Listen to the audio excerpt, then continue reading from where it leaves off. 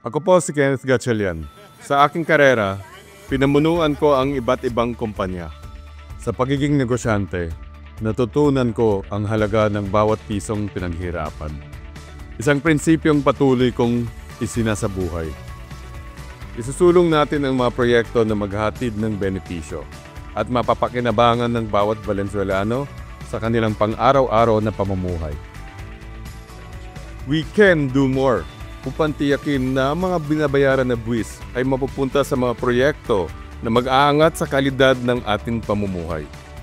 Ako po si Kenneth Gatchalian. Makakaasa kayo ng isang lungsod na mas ligtas, mas maayos at mas maipagmamalaki ng bawat Valenzuelano.